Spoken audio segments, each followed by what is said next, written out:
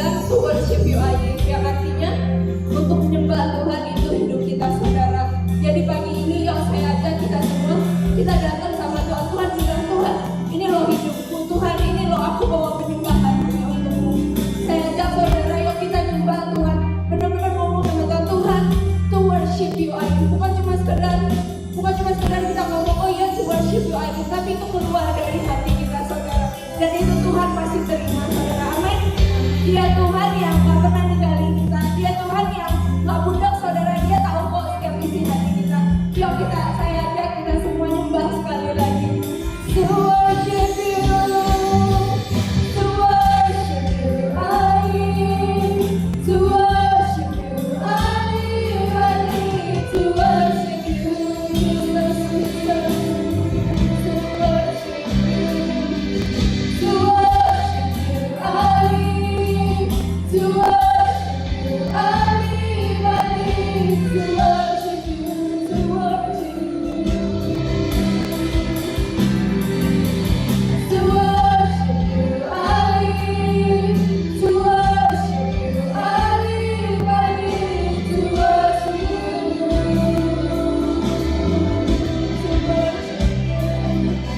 to worship you, I need to worship you, I need to worship you, to worship.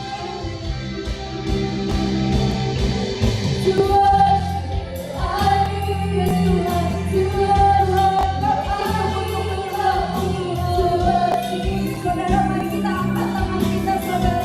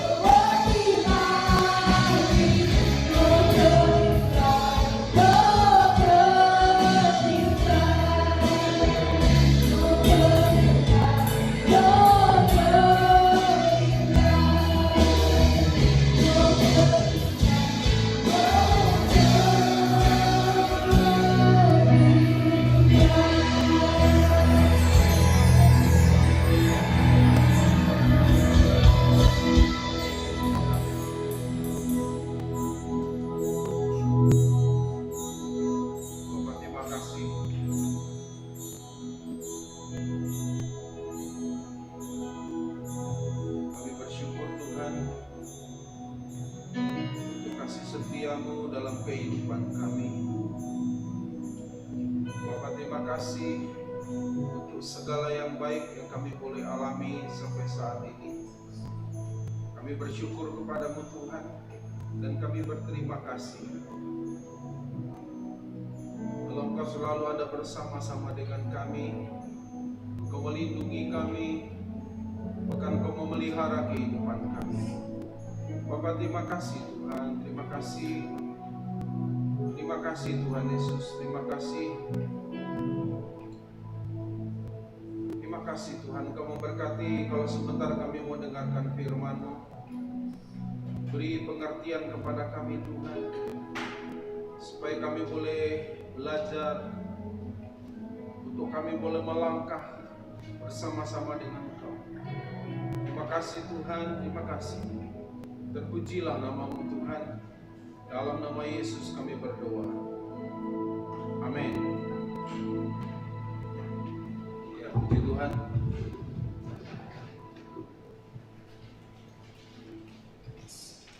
Ya, puji Tuhan, Bapak Ibu sekalian, Shalom. Shalom. Ya, puji Tuhan, senang kita boleh bertemu kembali pada hari ini. Nah, sudah dikasih Tuhan, kita tahu bahwa Tuhan berjanji pada waktu Dia naik ke surga, Dia akan bilang dengan kita bahwa aku menyertai kamu. Dia bilang dengan murid-murid bahwa aku menyertai kamu sampai kesudahan zaman. Jadi selagi kita tetap ada di bumi ini, maka Tuhan bilang kita akan tetap disertai oleh Tuhan. Nah, saudara, satu keinginan kita adalah bagaimana kita bisa memulai segala sesuatu perjalanan rohani kita, dan kita bisa mengakhirinya dengan tetap dalam keadaan baik. Ya, tetap kuat, tetap dalam keadaan baik, dan kemudian kita menyelesaikannya itu pun dengan keadaan baik. Kalau Bapak Ibu memulai usaha, tentu Bapak Ibu berjuang, dan kemudian apa yang Bapak Ibu harapkan? Tentu yang kita harapkan adalah usaha kita ini maju, dan kemudian sampai kita meninggal pun dia tetap bagus, dan kita bisa wariskan, alihkan kepada generasi yang berikutnya. Nah, saudara, tentu ini perlu sesuatu yang kita mesti buat. Nah, hari ini kita akan belajar bagaimana supaya pada waktu kita muda, kita kuat waktu muda, tapi pada waktu kita udah tua, kita tetap bijaksana. Nah, kita akan buka Alkitab kita dari Amsal pasal yang ke-20 ayat yang ke-29. Katakan begini. Mungkin baca sama-sama ya. Amsal 20 ayat 29. 2-3. Hiasan orang muda ialah kekuatannya, dan keindahan orang tua ialah uban. Saudara, yang dimaksud di sini bukan berarti kalau orang tua sudah beruban dan itulah kemuliaannya, bukan sekedar berbicara tentang masalah fisik di sini, ya. Nah, dikatakan hiasan atau glory, kemuliaan itu orang muda adalah kekuatannya.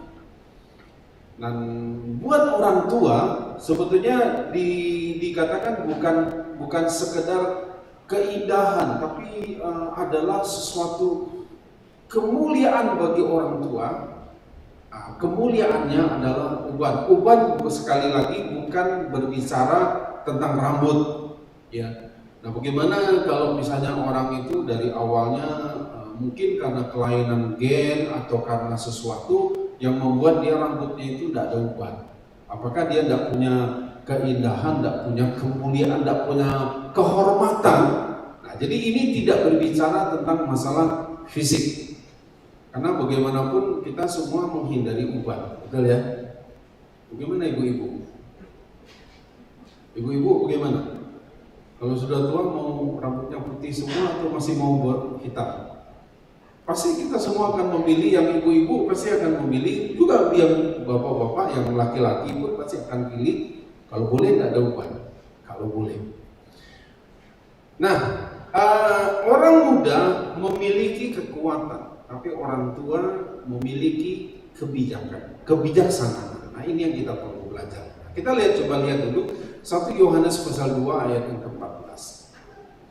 Dikatakan begini, aku menulis kepada kamu hai anak-anak karena kamu mengenal Bapa. Aku menulis kepada kamu hai bapak-bapak karena kamu mengenal Dia yang ada dari mulanya. Aku menulis kepada kamu hai orang-orang muda karena kamu kuat dan firman Allah diam di dalam kamu dan kamu telah mengalahkan yang jahat. Karena dikatakan bahwa orang muda punya kekuatan. Ya. Amsal 16 ayat 31. Amsal 16 ayat 31. Rambut putih adalah mahkota yang indah yang didapat pada jalan kebenaran. Jadi ya, rambut putih adalah mahkota yang indah yang didapat pada jalan kebenaran. Jadi saudara, orang muda punya kekuatan, orang tua memiliki kebijaksanaan.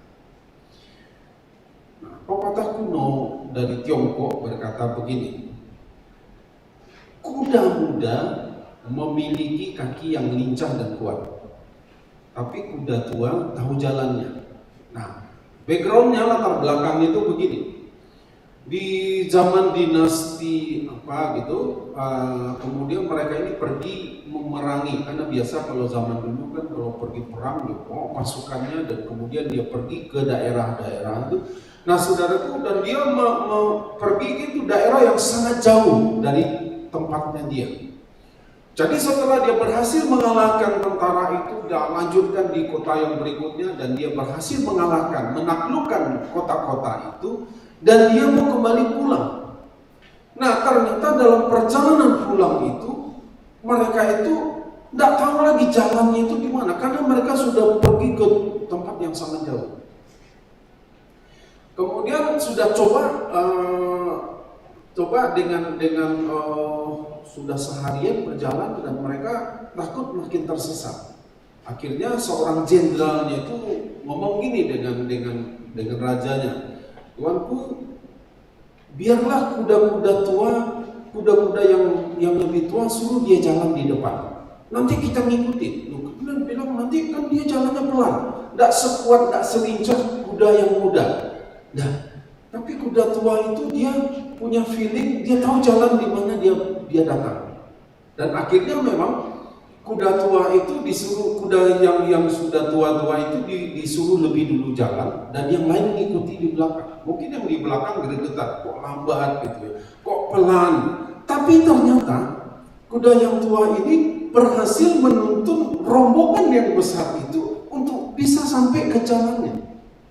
Jadi itulah muncul pepatah ini, kuda muda punya kaki yang kuat dan lincah, tapi kuda tua dia tahu jalannya. Saudara, ada hal-hal yang kita tidak bisa hindari dalam kehidupan ini. Misalnya tua, itu tidak bisa kita hindari. Jadi kalau semua ingin muda terus, tidak mungkin. Tidak mungkin kita tuh diawetkan. Wajah boleh lebih muda, tapi yang namanya tua itu sesuatu yang pasti. Kita tidak bisa menghindarinya. Memperlambat penuaan itu oke, itu bagian. Tapi yang namanya tua itu pasti. Ya. Nah, sekarang bagaimana supaya kita ini yang dari yang muda, kemudian kita melakukan perjalanan kita dan kita itu bisa mengakhiri dengan kekuatan itu yang kita miliki dan kita mengakhiri perjalanan ini dengan kebijaksanaan. Jadi sinergi antara orang muda dan orang tua ini adalah sesuatu yang baik. Jadi buat kita gini supaya kita mau belajar. Mungkin kita berpikirlah kalau saya ini sudah tua berarti firman ini bukan untuk saya. Enggak, ini untuk kita semua. Anggap sajalah hari ini kita adalah orang muda yang kita sedang memulai perjalanan kita. Nah, bagaimana kita menyelesaikan besok dengan lebih baik dari hari ini? Ya, bagaimana keadaan kita besok itu lebih bagus daripada hari ini? Nah, kita memulai perjalanan kita, anggap saja kita semua muda. Toh sekarang WHO sudah memberikan standar yang berbeda. 65 ke bawah itu masih dianggap muda, bukan lansia. Indonesia masih 60 ke atas lansia. Tapi WHO sudah memberikan standar yang berbeda. 65 maksimum 65 berarti masih dikatakan muda. Ya. Toh kalau kita lihat Donald Trump jadi presiden umur berapa? Umur 70 berapa ya? 70 berapa? Ada yang tahu? Ya. Bahkan yang lebih fenomenal lagi, Mahathir Muhammad jadi Perdana Menteri Malaysia umur berapa? 92.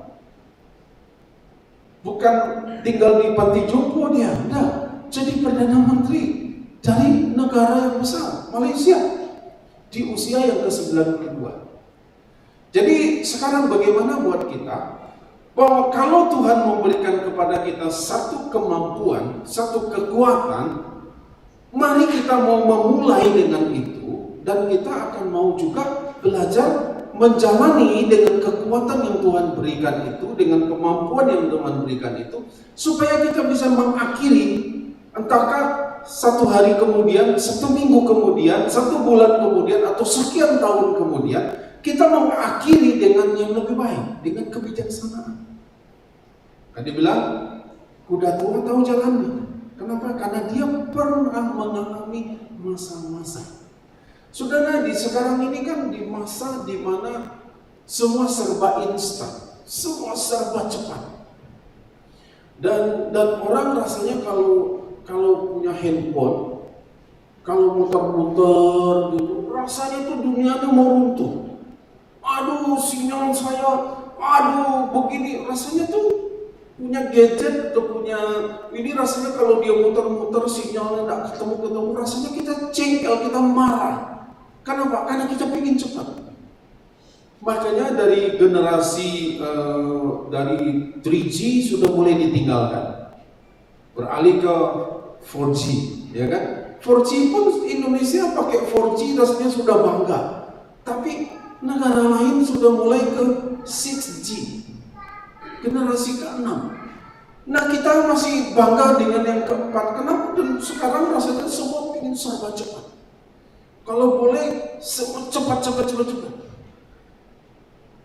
Tapi kadang-kadang untuk menjadi dewasa, menjadi bijaksana, itu tidak bisa dibuat jalan pintas, itu tidak bisa. Ada jalan yang mesti dilewati. Ya. Nah, untuk itu Bapak Ibu, mari kita mau belajar, ya.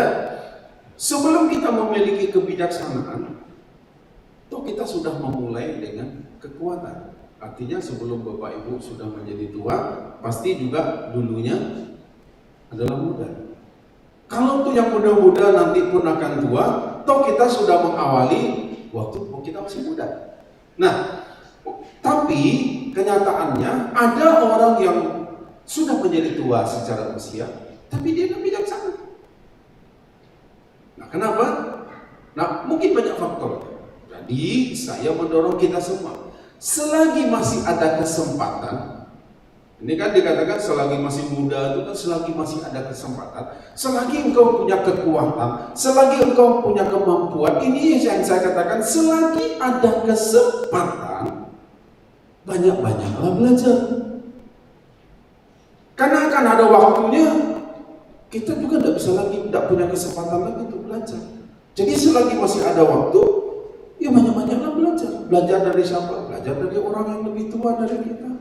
Belajar dari mentor kita, belajar dari orang-orang Pak rohani kita, belajarlah dari lingkungan, belajarlah dari kegagalan, belajarlah dari kesalahan-kesalahan kita. Itu mesti banyak belajar. Ya, bahkan Jack Ma bilang gini, selagi kamu muda, banyak-banyaklah gagal. Lucu ya? Dia bilang gini, berdasarkan pengalamannya dia, selagi kamu muda, banyak-banyaklah gagal katanya.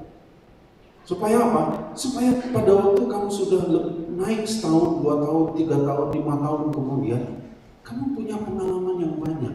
Kenapa? Karena dari kegagalan itu kamu belajar banyak. Nah, jadi Bapak Ibu, mari kita mau belajar, banyak-banyaklah belajar. Ya, jangan sibuk untuk hal-hal yang tidak terlalu membuat kita belajar banyak.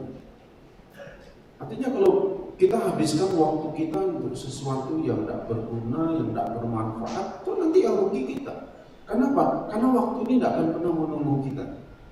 Dia tidak akan pernah menunggu kita. Paling-paling kan menyesal. Tapi itu apa gunanya? Karena waktu ini tidak akan pernah menunggu kita. Ya. Nah, jadi jangan, yang pertama tadi saya bilang banyak-banyaklah belajar, banyak-banyak belajar. Saudara, tahun ini saya putuskan, kami berunding berdua dan kemudian saya putuskan untuk saya lanjutkan di S2. Di usianya sudah 50 lebih. Saya bilang, ya sudah, selagi masih ada kesempatan, lanjutkan belajar. Saya dorong gembala-gembala kita yang di cabang-cabang untuk kamu ngambil S1 teologi. Jadi tahun ini saya ngambil di S2, ada 4 gembala cabang kita ambil S1 teologi. Kenapa? Karena masih banyak belajar. Karena kita menghadapi dunia yang terus berubah. Karena kita menghadapi orang-orang yang terus berubah. Kalau kita tidak terus belajar, nanti kita akan ditinggal sama orang. Ya. Style, gaya pun berubah, betul ya. Suatu kali saya khotbah di satu gereja di Jakarta, dan kemudian saya bertemu dengan wakil gembalanya, sudah sepantaran usianya dengan saya. Tapi waktu itu saudara, saya lihat pakaiannya, kalau orang bilang celananya celana pensil, ya kecil gitu ya, memang baru orangnya tidak ada kurus, maksudnya sedang gitu ya. Tapi dia pakai celana pensil. Kemudian sepatunya sepatu cat, itu bajunya baju santai. Dia wakil gembala, saudara. Saya awal-awalnya kaget. Kemudian saya ngobrol, cari cerita. Gereja biasa. Udah mulai. Kenapa? Karena memang keadaan itu berubah. Kalau orang zaman dulu, kalau mau melayani di sini bisa pakai baju putih, pakai dasi, pakai jas. Tapi keadaan kan berubah. Dulu saya pernah sampaikan, sebelum COVID itu kan saya pernah sampaikan, sekarang sudah ada gereja baru, namanya GSJS, Gereja 1 Jam Saja. Ya, dan itu satu hari itu mereka pakai di mall, satu hari itu bisa 8 kali ibadah. 1 jam selesai semua. Kita pikir, gereja kok di diskon begitu ya. Setelah COVID, kenyataannya gereja dipaksa untuk 1 jam saja kan? Kenapa? Karena IG, Instagram cuma 1 jam. Begitu lewat 1 jam dia putus. Dipaksa untuk cuma 1 jam saja. Nah, saudara, ada perubahan-perubahan. Jadi kita mesti banyak belajar, dan yang kedua, jangan mudah menyerah, jangan gampang putus asa. Di tengah masa-masa yang pengen cepat ini,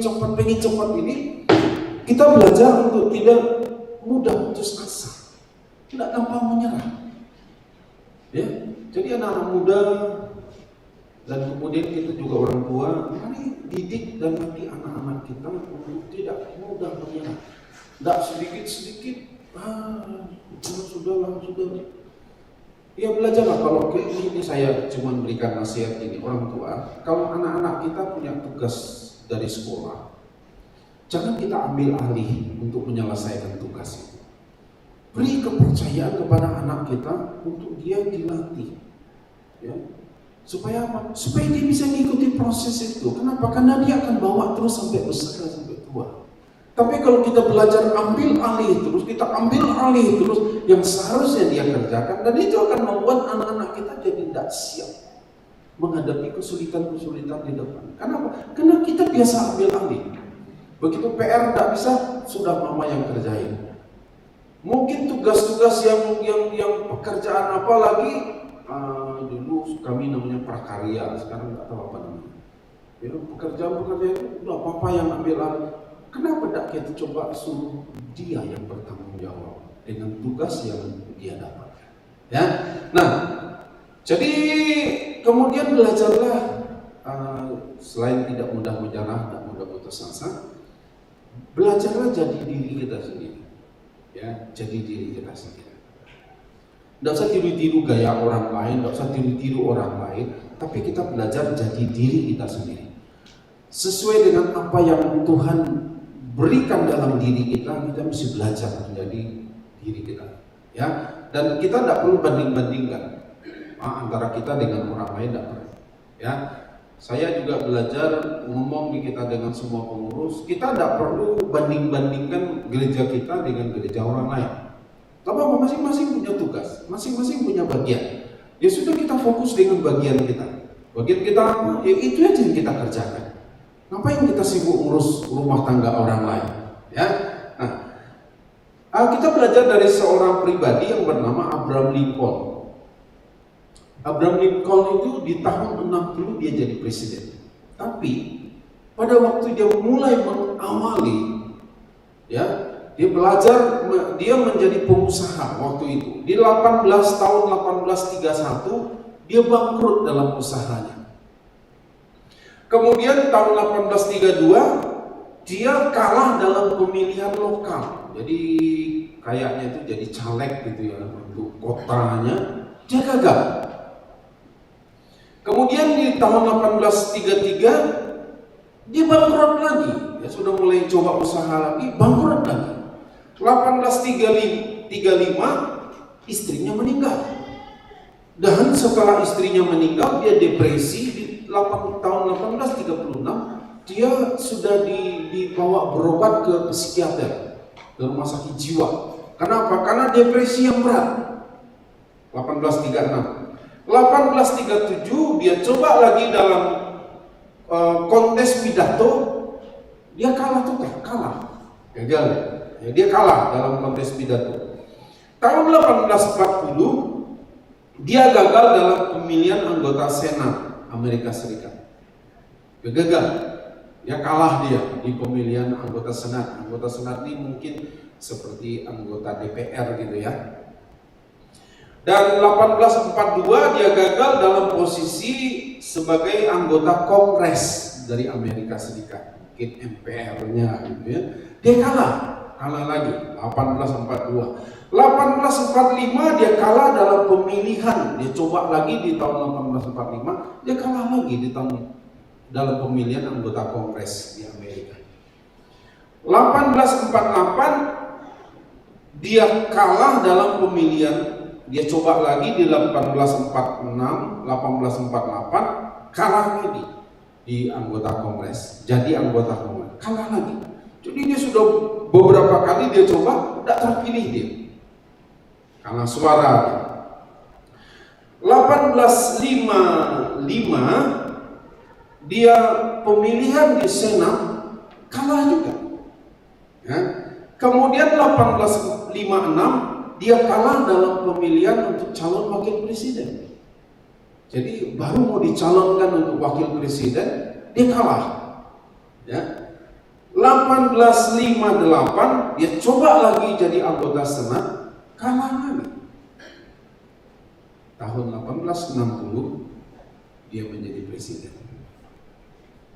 Kalau dihitung yang besar-besarnya nih saudara, 12 kali dia kalah dan gagal.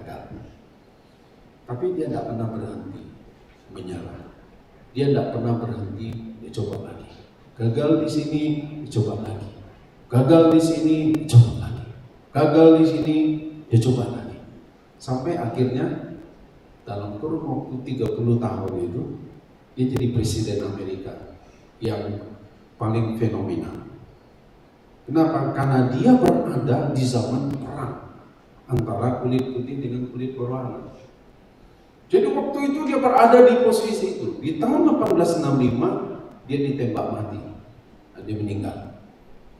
Tapi selama dalam kehidupannya bisa menjadi contoh, bisa banyak orang-orang memberikan contoh keteladanan yang dia buat. Jadi mari anak-anak muda kita semua dan kita juga orang tua, mari kita masih tanamkan kepada generasi yang di bawah kita, jangan mudah putus asa. Jangan gampang menyerah dengan keadaan, dengan kegagalan. Ya kalau kita masih muda, ya sudah kita ikutilah nasihatnya Jack Ma, dia bilang banyak-banyaklah gagal, gak apa-apa. Supaya apa? Supaya kita belajar dari situ. Kenapa? Karena selagi engkau kuat, kata firman Tuhan, karena orang muda engkau punya kekuatan. Kita selagi masih ada kesempatan, masih berbuat sesuatu, lakukan sesuatu. Jangan gampang menyerah. Sudah, kita coba lagi. Kalau kita gagal, kita coba lagi. Kita gagal lagi, kita coba lagi. Sampai kapan? Sampai kita berhasil. Itulah masa kita mesti coba lakukan. Ya.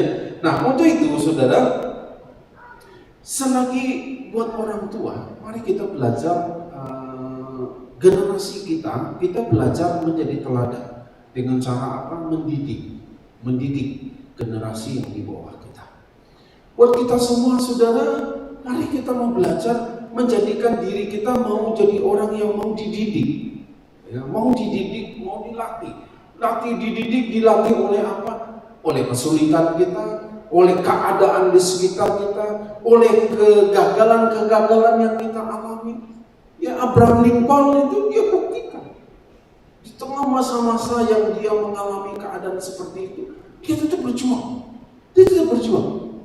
Dan dia tidak mau menyerah dengan keadaan ini.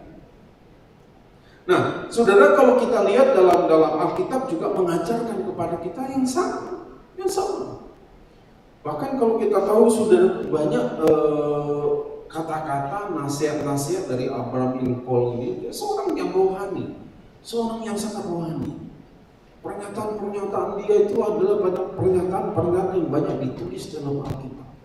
Firman-firman yang dia ucapkan. Jadi dalam semasa kehidupannya itulah kita mau belajar sesuatu. Orang muda punya kekuatan, artinya kita masih ada kesempatan. Semua kita, sekali lagi semua kita yang ada di rumah maupun kita yang ada di sini, semua kita, ya, selagi masih ada kesempatan, banyak-banyaklah belajar. Jangan mudah menyerah dan juga jangan gampang putus asa, dan jadilah dirimu sendiri.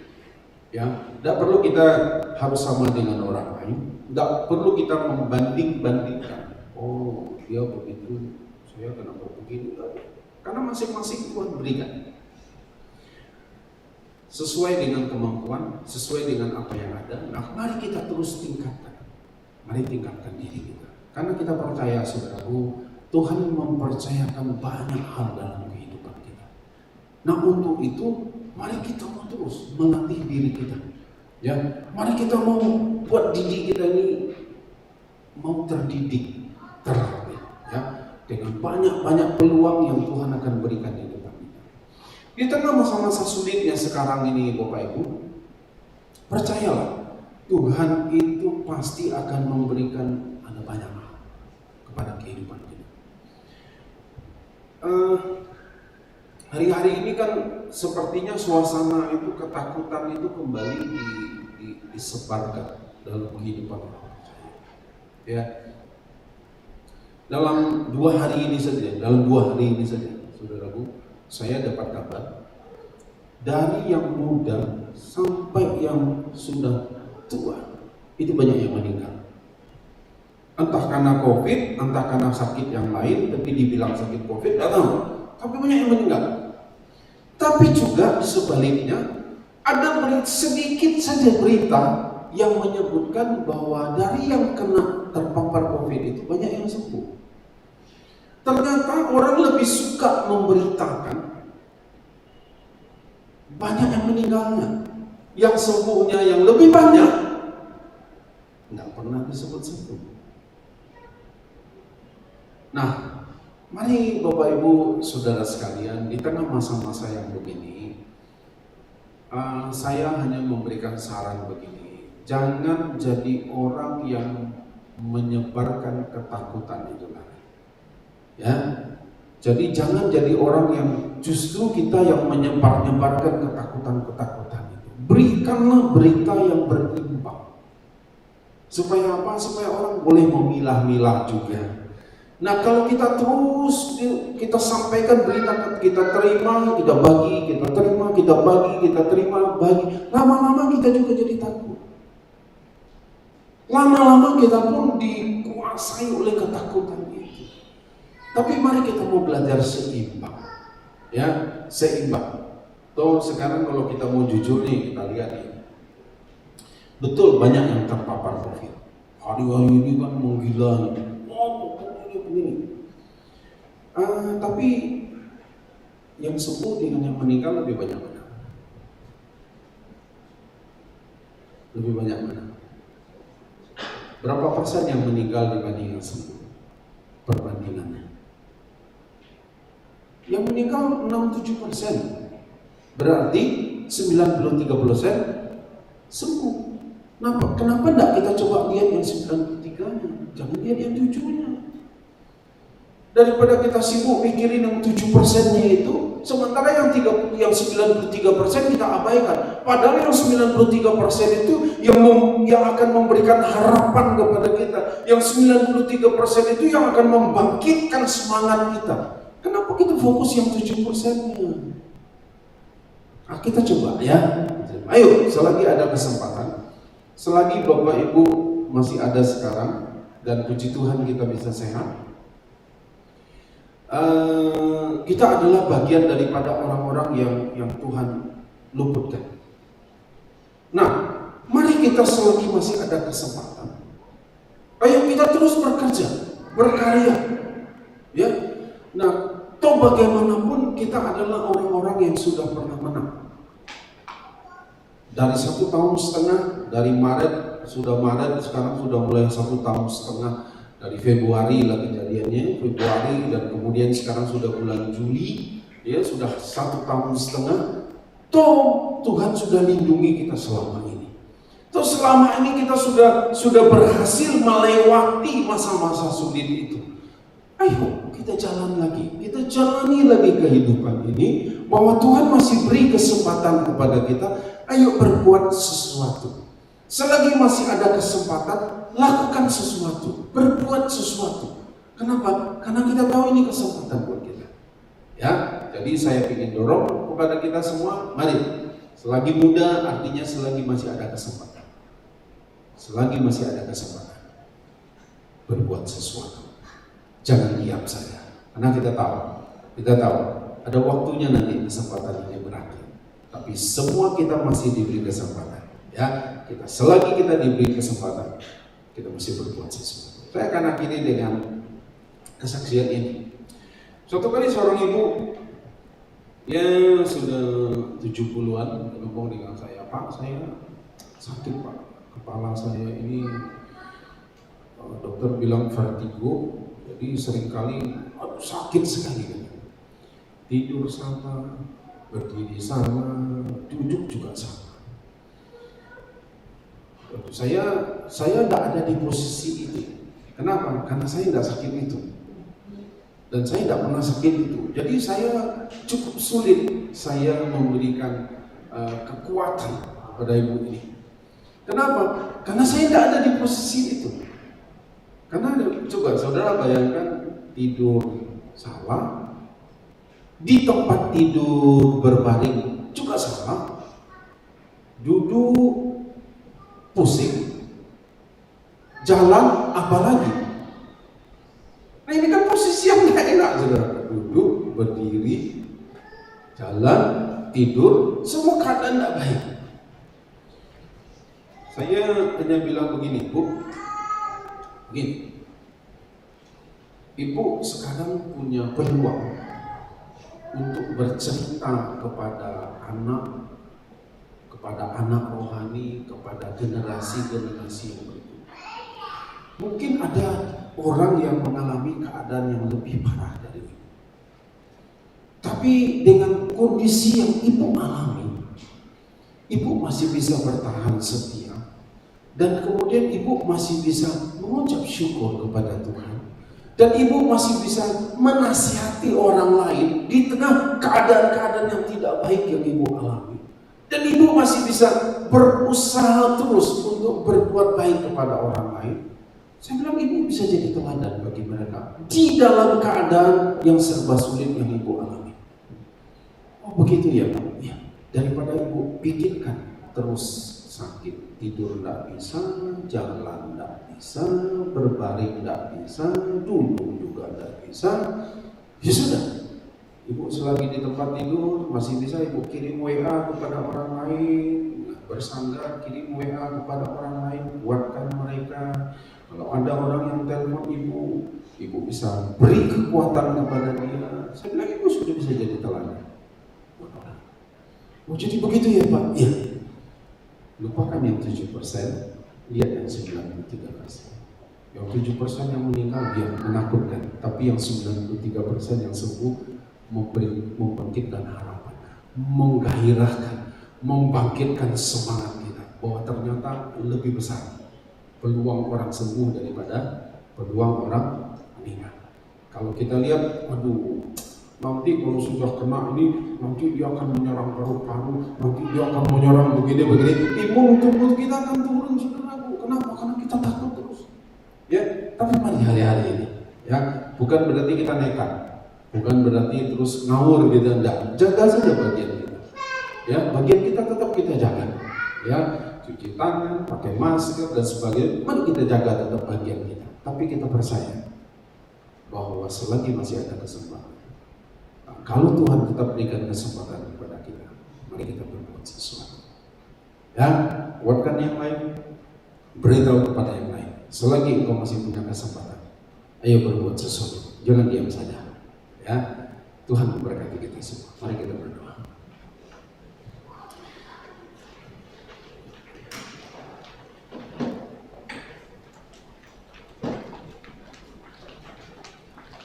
Tuhan bilang kejarlah glory, kejarlah kemuliaan.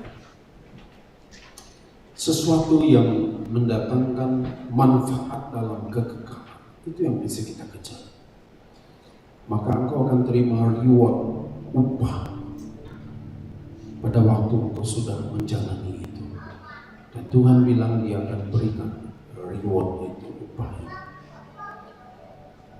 Terima kasih Tuhan, selagi kami masih diberi kesempatan, biarlah kami terus berbuat sesuatu. Selagi masih ada waktu, kesempatan yang Tuhan berikan, biarlah kami boleh terus mengerjakan sesuatu. Bapak terima kasih.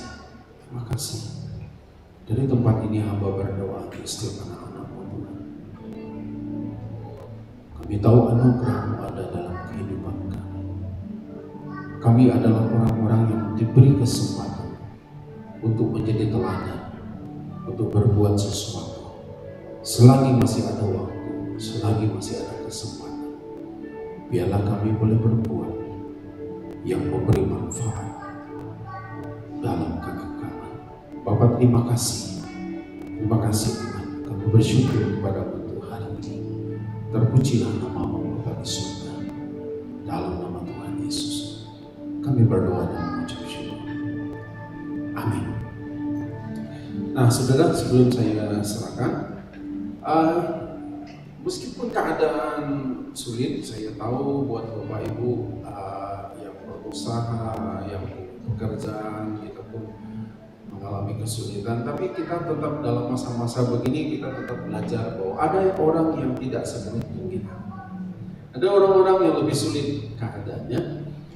Seperti yang sudah saya sampaikan di 2 minggu yang lalu, dan kita kepingin berbagi untuk saudara-saudara kita, keponakan kita, anak kita, orang mungkin kita tidak kenal dengan mereka, tapi mereka yang kesulitan untuk mungkin biaya sekolah, dan juga untuk sepatunya yang tidak layak pakai, pakaian seragam sekolah dan buku. Nah, kita ingin berbagi untuk mereka di tahun ajaran ini.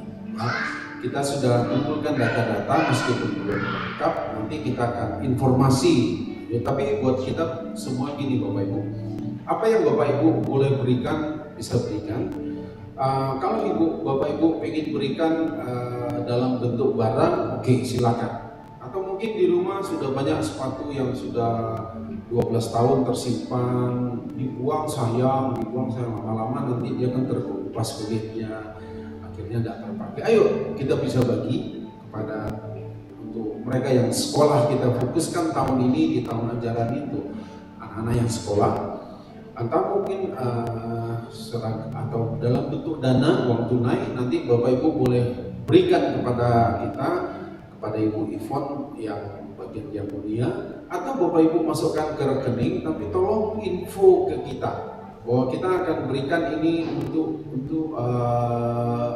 kebutuhan sekolah di tahun ajaran ini. Ya, setelah data-datanya lengkap kita kumpulin dari semua cabang kita, dan kemudian kita akan beritahu kebutuhan kita. Ya, saya beri contoh satu. Di Bukit Tinggi ada satu keluarga yang punya anak 7. Ya, kita tidak usah tanya, kok bisa anaknya 7? Ya sudahlah ya. Yang penting sekarang anaknya 7. Ada yang 9.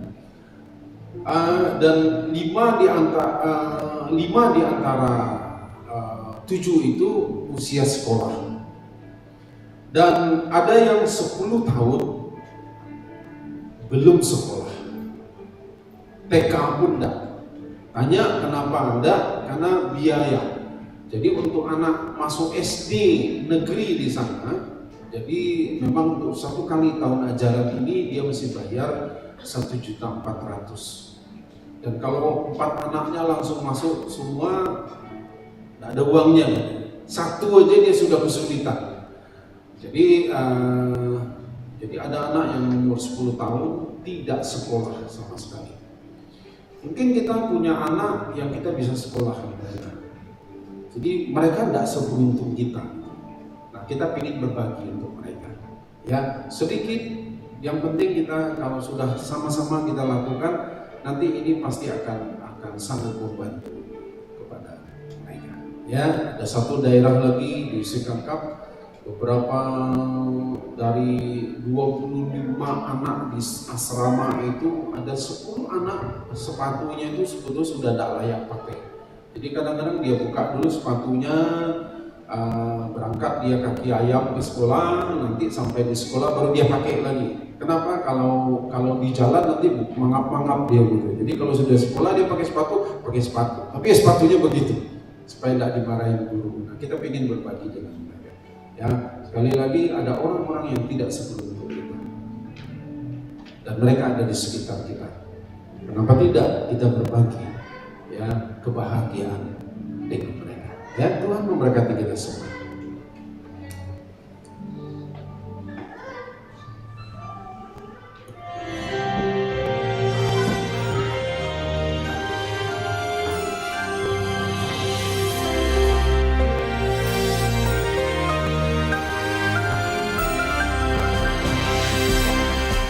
Shalom warga kerajaan, inilah gambaran daripada gambaran artis tentang King David membawa yaitu tabut Tuhan yang diangkat oleh para imam masuk ke kota Yerusalem.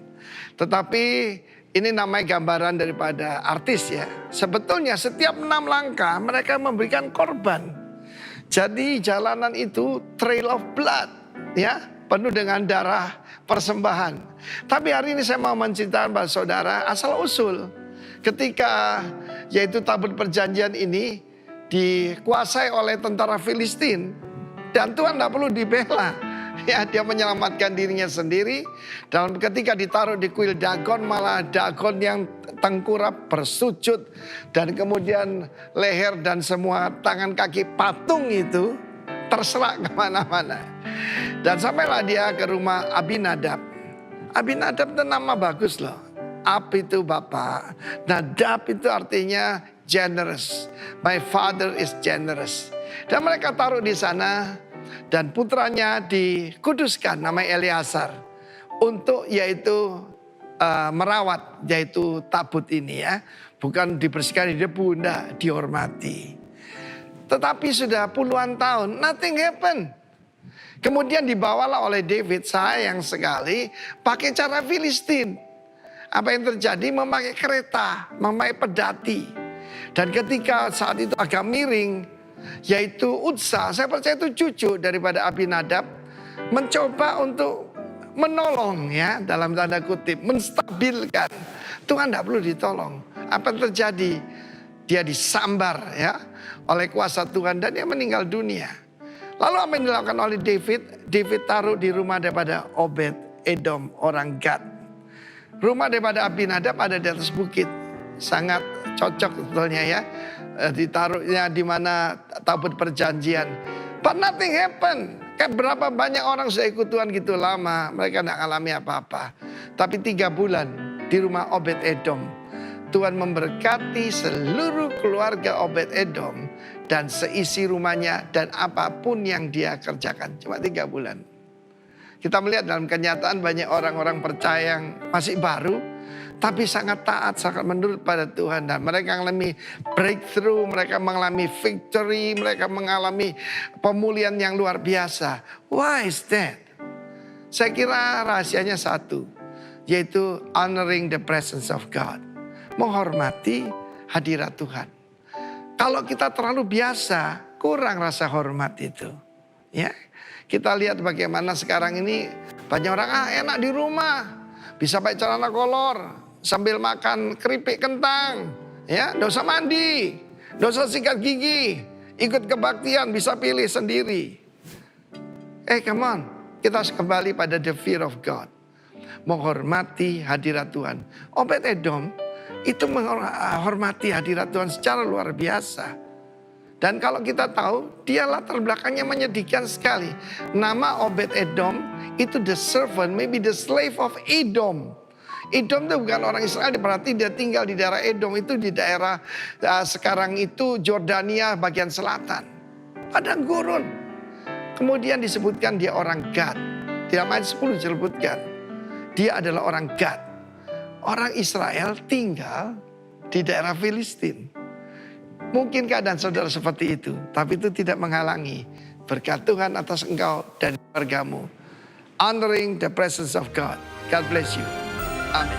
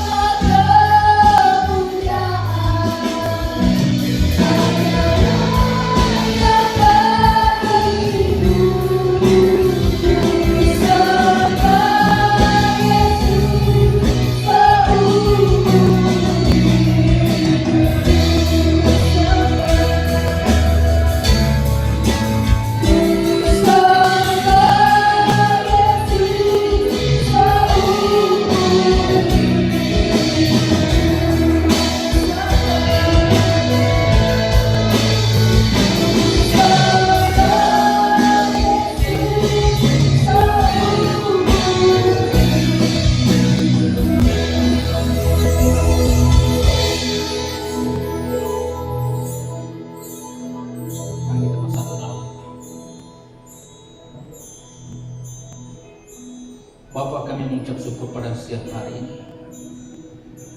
Terima kasih Tuhan Yesus buat perlindungan dan pemeliharaan Tuhan dalam kehidupan kami. Sepanjang minggu yang boleh kami lalui hingga sampai detik ini, kami boleh ada, itu semua berkat kasih dan kemurahan Tuhan bagi kami semua. Terima kasih Tuhan, kami bersyukur buat kebenaran firman pada pagi hari ini, di mana Tuhan kami boleh mempergunakan waktu ini dengan baik, agar kami boleh melakukan sesuatu yang berguna, bermakna bagi Tuhan dan berguna bagi sesama. Terima kasih Tuhan, berkati gembala kami Bapak Pendeta Yohanes Beni beserta istri dan anak-anak. Kekuatan, kesehatan senantiasa Tuhan bersama-sama dengan keluarga. Itu juga kami berdoa buat pemimpin kami yang ada di pusat. Baik untuk gembala senior kami Timotius Arifin dan Bapak Roni Daud. Kasih dan kemurahan Tuhan senantiasa beserta hamba-hamba-Mu ini Tuhan. Berkati istri dan anak-anak. Dan begitu juga pada kesempatan ini Tuhan, bagi kami berdoa buat bangsa dan negara kami. Berkati setiap pemimpin kami yang ada, yang tertinggi sampai yang terendah Tuhan, baik sipil maupun militer. Berikan mereka roh yang takut akan Engkau, akan mereka bisa memimpin bangsa dan negara ini dengan takut akan Tuhan. Berkati bangsa dan negara kami ya Tuhan. Pulihkan bangsa kami. Berikan kedamaian dan ketenangan bagi bangsa kami.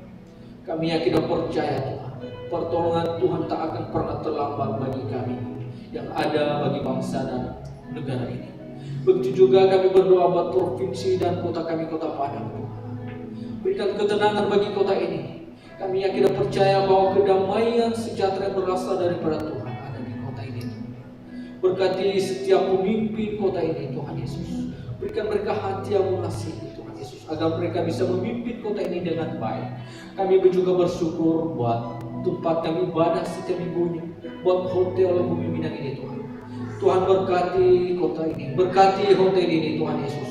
Manajemen hotel ini, semua anggota yang bekerja di hotel ini, berkati mereka satu persatu Tuhan. Dan setiap yang menginjakkan kaki di hotel ini, mereka merasakan ada lawatan Tuhan, ada hadirat Tuhan di tempat ini. Kami bersyukur Tuhan. Kami juga berdoa buat umat-umat yang boleh hadir di tempat ini, maupun yang ada di rumah saat ini Tuhan. Tuhan, Engkau tahu segala pergumulan mereka pada hari-hari ini Tuhan. Yang sakit Tuhan sembuhkan, yang lemah Tuhan kuatkan, yang berbeban Tuhan berikan kelegaan, yang membutuhkan pekerjaan Tuhan berikan pekerjaan yang layak. Berkati Tuhan keluarga demi keluarga, anak-anak yang sekolah Tuhan berkati, yang berusaha Tuhan berkati, yang bekerja Tuhan berkati, jadikan beruntung dan berhasil Tuhan. Bapa di dalam surga ini kami, sebentar lagi kami akan pulang. Berkati kami Tuhan dalam perjalanan kami, dan sebelumnya Tuhan, kami ingin memberikan persembahan kami. Berkati setiap persembahan yang diberikan umat-umat Tuhan Yesus. Engkau Allah, Engkau Tuhan yang mengembalikan 30, 60, bahkan 100 kali lipat ganda Bapa di surga. Kuduskan, sucikan Tuhan dengan darah-Mu yang kudus. Dan terima kasih Tuhan, sebentar lagi kami akan pulang, dan sebelumnya kami rindu menerima berkat-Mu melalui hamba-Mu. Mari Bapak Ibu kita mengangkat tangan, kita mengarahkan hati kepada Tuhan. Sudah pun dikasihi oleh Tuhan, pulang dan terima berkat yang berlimpah dari Allah Bapa, kasih, damai, dan sukacita dari Yesus Kristus anaknya, dan persekutuan dengan nama Roh Kudus yang menyertai kehidupan, mulai dari saat ini dan bahkan sampai selama-lamanya. Mari yang percaya dan diberkati bersama-sama kita katakan amin. Selamat hari Minggu, Tuhan memberkati Bapak Ibu sekalian. Shalom.